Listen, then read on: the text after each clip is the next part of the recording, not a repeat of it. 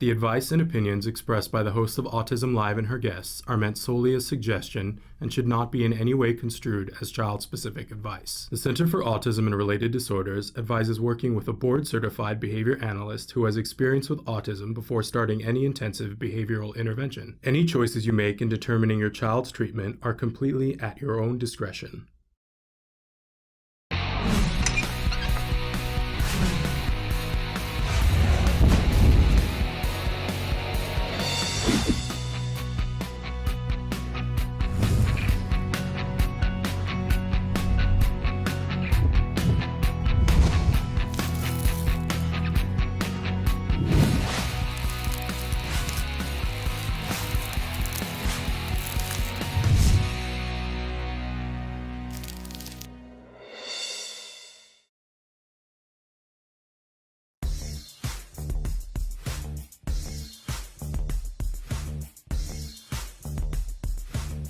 Welcome back to Autism Live.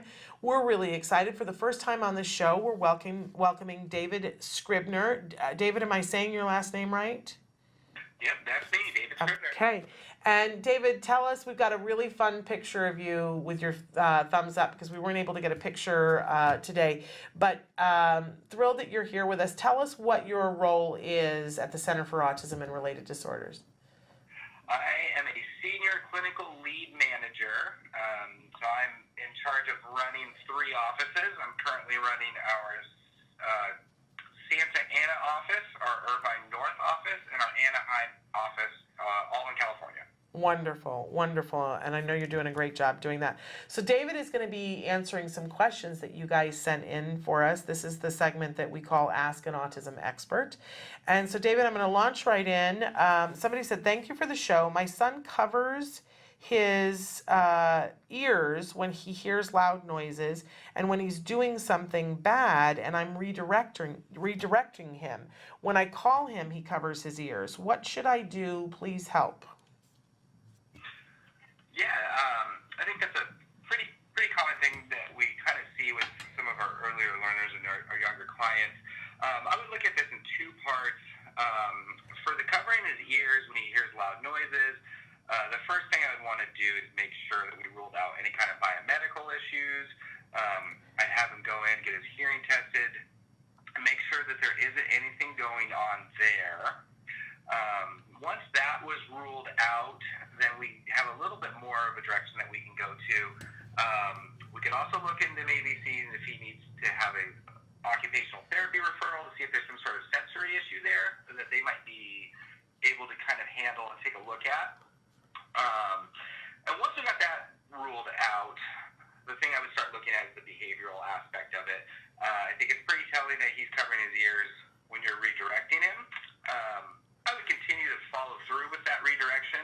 You don't want him to escape redirection just because he's able to block you out. And so we might need to do some other redirections rather than verbal redirections. Can you give us like an example of what a verbal redirection would be, David? Yeah, so do we have an idea of what the behavior is that they're redirecting? I don't actually know okay. that. No, that's okay. So, I mean, I'm going to use some examples then. So, if we had a client that was maybe laying down or playing with a toy inappropriately, getting some visual stimulation from it or something like that, and we had identified that as a behavior that we wanted to redirect, a verbal redirection could be something like play nicely, sit up straight, something along the lines of that, where you're giving some sort of a verbal command to do something different than what that behavior is at the moment. Yeah. So I think, it's a pretty good strategy to just block that out, right? If you're the kid, I can't hear you, I can't do it. So, well, it's equivalent to when we see on sitcoms and movies when somebody puts their fingers in their ears when somebody's saying something they don't want to hear and going la la la la la la. It's if I don't really want to hear criticism either, and if I could cover my ears and not hear it, it would be a very adolescent thing to do. But if it worked, why wouldn't an adolescent do it? Exactly. So, and that's the big takeaway there is that we just have to make sure that doesn't work anymore.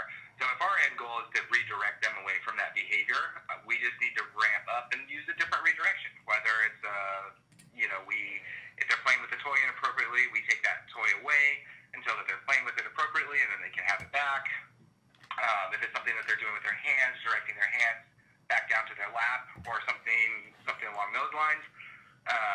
And just figuring out something that we can do to get that behavior to stop without allowing our child or our client to keep doing those things. Now, the other thing, though, what I just got that you said, I just had like an epiphany, because a lot of times as a parent, they'll be doing something that we don't want them to do, so we verbally try to redirect them, and in the case of the child covering the ears, or child who just doesn't do it, what it turns into in that moment, I just realized this, is that as a parent, we then become affronted that they're not listening to us, and the thing that becomes most important is the redirection, instead of the fact that we were trying to get them to stop a behavior, and in doing that, the kids got away with it. I just got that, David. You just made my light bulbs light up. But what we need to focus on is that we're trying to stop the behavior, not necessarily listen to the redirection. I had an aha moment. Thank you. I'm sorry. No, that's exactly it, too. I mean, I'm assuming that we're talking about automatically reinforced behavior, and I think it's really easy to really miss what automatic means. Automatic reinforcement means that if you do it, it is reinforced. Yeah. And so that is the big takeaway. Okay. I did want to mention something else about this one too, real quick. Yeah. The caller also had mentioned that they would constantly plug their ears anytime they said their name as well. Yes. This will happen a lot when we're teaching certain skills. And we want to be really careful when we're teaching things like responding to name and eye contact and stuff like that, that we're pairing it with something really fun and reinforcing, because kids do a really good job of learning that we use their name when we want something from them. And so they get really, really used to that. And so a good way to, really successful way for them to ignore or get out of doing work is to ignore their name when it's said.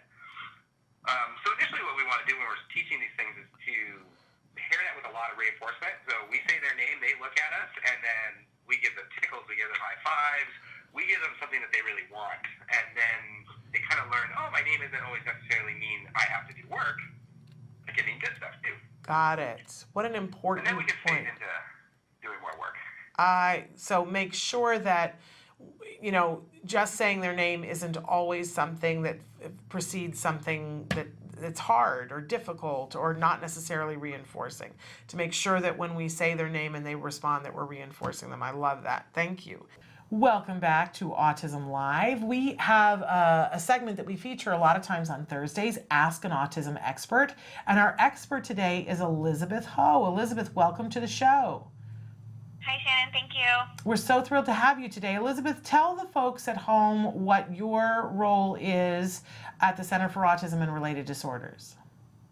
So I'm a clinical manager up at the Portland East location in Portland, Oregon. And I help primarily running the center in regards to clinical quality. So I carry a caseload myself and do clinical supervision, but I also like to say that my main job is to supervise the supervisors. So I make sure that the overall clinical quality for all the kids at the center is up to our CARD standards, and mentor and kind of groom new supervisors as they come in.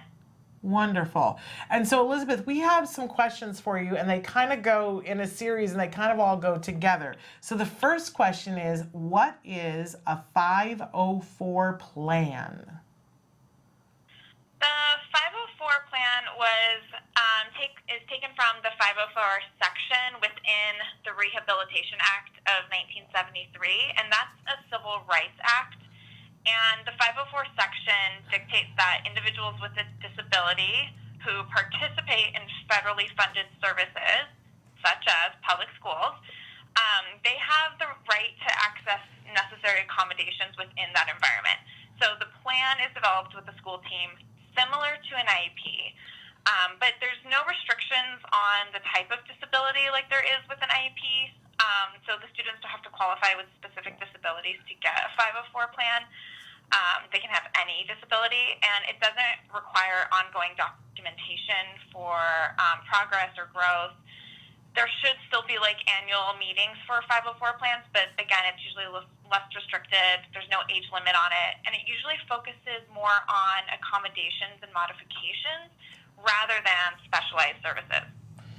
Okay, so just to deconstruct that, so would it be too fine of a point to say that an IEP is a little bit more structured and definitely if you have a child on the autism spectrum that you might want to look more to the IEP than to the 504, or does it really depend on the kiddo? It really depends on the kiddo. The IEP is more specialized and has more specifics on what type of instructions or accommodations are going to be given. They're very similar, and most of our families do tend to do IEPs. But the IEP, the 504 difference is that maybe that the child doesn't need such heavy, intensive services at school to access the curriculum, so they would qualify more for a 504 versus the IEP. Got it.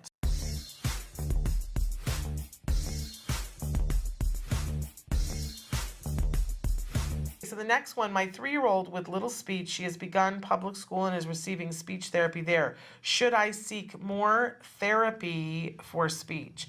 And I don't know what you read into this, David, but we have a lot of families that school offers them speech, and they think that sometimes they will prioritize that speech as being more important than their ABA hours.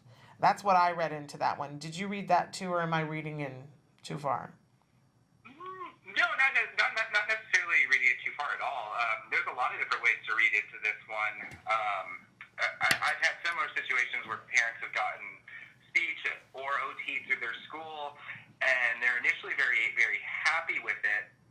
I think the really important thing to look at there is when you are receiving these services, and it doesn't matter if it's from school or if it's from an ABA provider or anything like that, you really want to be an informed and somewhat aggressive of the consumer. I cued into the part where they said that their child is 3 years old and doesn't have a lot of speech right now. And one of the things that you want to look for when receiving speech services from school is what that placement really is. Because one thing that schools will do a lot of the time is they'll do group speech. And group speech can be a really good placement if you're working on things like social skills, conversational skills with peers, and those types of things. But if you're trying to generate speech and we don't have a lot of speech yet and they're in a group placement, they're not going to get a lot of that one-to-one direct time that they need to really make progress. So if you were thinking about receiving additional speech therapy, I think that would be okay. I think another big key there is the collaboration between all the different services, because you might be getting really, really good speech in one location and really good speech in another location, but without that collaboration, you're not going to get that to be able to generalize to all the environments. And I agree with you. It's also with the making sure that we keep ABA as a priority too, because although we're not labeled as speech, we are going to work on communication. That's going to be one of our major focuses, especially for a 3-year-old. So although we're not labeled speech, we still work on functional communication, communication as a replacement behavior for problem behaviors. We're working on a lot of different things there too. Yeah. For a 3-year-old, I just want to point out for people watching, for a 3-year-old with autism, speaking or not speaking, the recipe often is, the research shows that the most effective number of hours to do ABA is 25 to 40 hours of ABA. Schools right now are so threatened by that we have seen countless cases where a school will say to a parent, well, but it's really a question of quality versus quantity. And this is very disturbing to me because I want to know where that study is, because I'm not aware of that study. The study says that it's actually more practice. So, that it really is the hours. And I feel that schools are doing this to manipulate parents into feeling that they should spend more time at school and less time doing therapy. There isn't a study that shows that that's the way that gets the best outcomes. It just, if you find it, if you're aware of it, please let me know. So I always worry when a parent has got a little one, especially when they don't speak, they feel like maybe they should be doing more speech, and speech is great. I love speech, but make sure you're getting the ABA prescription 25 to 40 hours.